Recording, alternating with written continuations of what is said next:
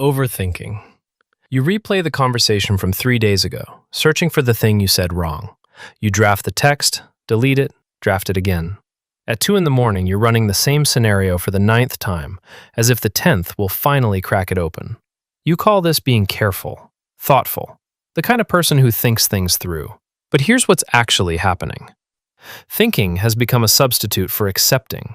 As long as you're turning the problem over, you never have to face the possibility that there's no solution to find. It keeps you up in your head, where everything can be explained, instead of down in your body, where the not knowing actually lives. Your brain isn't punishing you.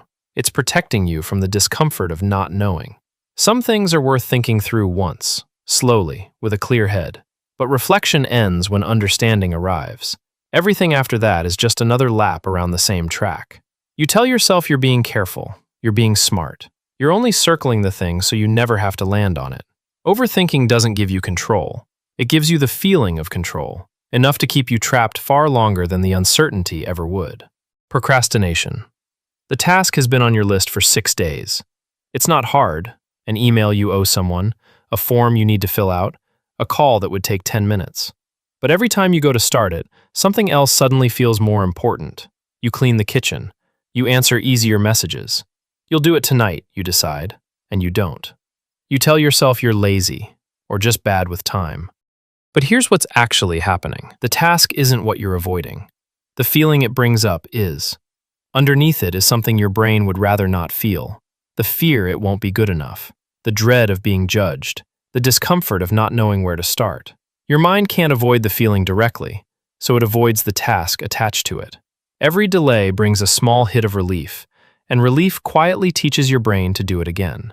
Some things genuinely can wait, but the thing you keep circling back to and fleeing was never a scheduling problem. You call it laziness, because that's easier to admit than fear. Procrastination isn't the avoidance of work, it's the avoidance of emotion. The task was just standing in the way. Humor. Someone asks how you've really been, and the joke is out before they finish the question. Something painful happens, and you're already telling the funny version, the one that gets the laugh. A silence starts to turn serious, and you break it. A quip, a bit of self-deprecation, anything to keep the air light. You call it not taking yourself too seriously, being easy to be around. But here's what's actually happening. The joke arrives a half second before the feeling would. That's its job. Real emotion needs a moment of stillness to surface, and the joke rushes in to fill that space before anything vulnerable can. It quietly shifts everyone's attention to the laugh instead of the feeling. You're not just lightening the moment, you're deciding which part of it gets seen. Being funny is a real gift. Some of the kindest people carry a room this way. But when the joke always arrives first, it may be doing more than making people laugh. You learned that if you can turn the feeling into a performance, no one has to see how much it actually hurts. Humor doesn't make the feeling disappear. It just changes the subject before the feeling gets a chance to speak. Busyness. You wake up already behind schedule, and part of you likes it that way. A free evening makes you restless. The calendar is full, the to-do list regenerates faster than you can clear it, and the empty spaces between things disappear before they can stay empty. You schedule the weekend. When someone asks how you are, you say, busy, and somehow it sounds like an answer. You call it being productive, driven, just how you're wired. But here's what's actually happening. This isn't about having a full schedule, it's about needing one. Stillness is where the feeling catches up to you, so you make sure it never gets a clear shot. As long as there's a next thing, your attention has somewhere to be that isn't inward. The motion isn't just carrying you toward your goals, it's keeping you away from whatever shows up when everything finally goes quiet. And this one hides better than most, because the world applauds it. No one stages an intervention for the person who does too much. Some seasons really are full, and hard work isn't avoidance. But when empty space starts to feel uncomfortable, the packed calendar may be doing more than organizing your life. You stay in motion because stopping means sitting with whatever you've been outrunning. Being busy isn't the problem. Needing to never stop is, because the moment the work stops is the moment it all catches up. Fixing others. Your friend calls with a problem, and you're already ready with 3 solutions before they've finished. You know everyone's situation, who's struggling, who needs what, which crisis is where. You're the one people come to. Somewhere in your circle, there's always someone to worry about, someone to pour into, someone whose life needs a little of your attention today. You call it being caring, selfless, a good friend. But here's what's actually happening. Their problem is easier to sit with than your own. Every hour spent inside someone else's life is an hour you're not inside yours. Fixing gives you all the feeling of doing emotional work, the closeness, the intensity, the sense of mattering, without ever turning the lens around. And there's a quieter payoff. As long as you're the one who helps, you never have to be the one who needs it. Being needed is a place to hide, where it looks like you're the strong one. Caring for people is real, and the people you help aren't imagined. But when you always have someone to fix, ask who's fixing you, and notice how fast you change the subject. You've made yourself the helper, so no one goes looking for what you're carrying. The care is genuine. It's just pointed everywhere except the one place it's needed. Numbing.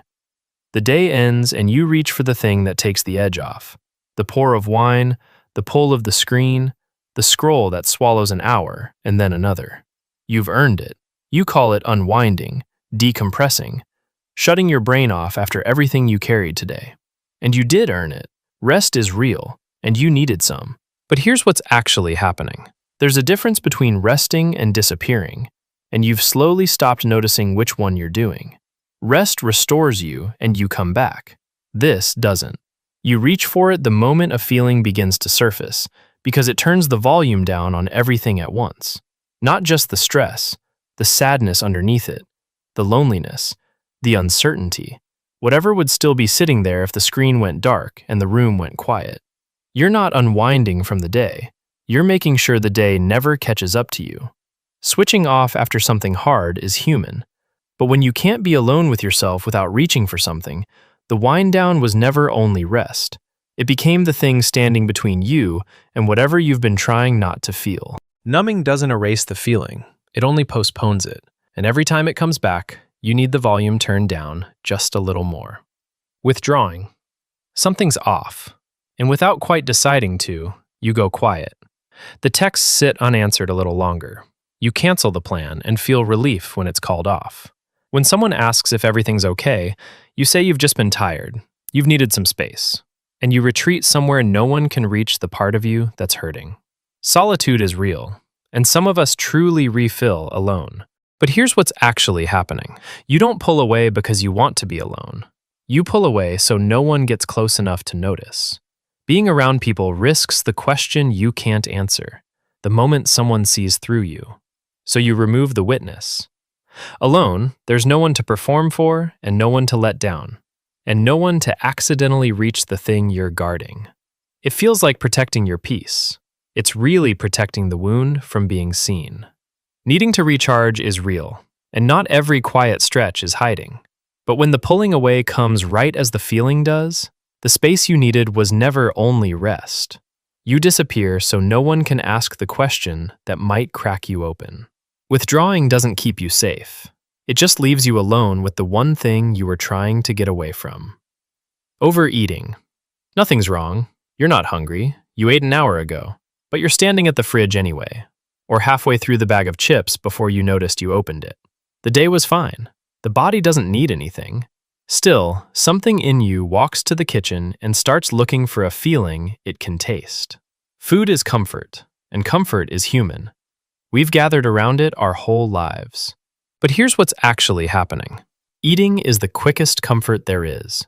It's always available, it asks nothing of you, and it changes how you feel in seconds. A small, warm hit of okayness, with no conversation required. So when something underneath gets uncomfortable, the restlessness, the loneliness, the low hum you can't name, the body reaches for the one soothing thing that's never more than a room away. You're not feeding hunger. You're answering a feeling with the only language that never talks back. Eating for pleasure is one of the good things. A meal you love isn't a symptom.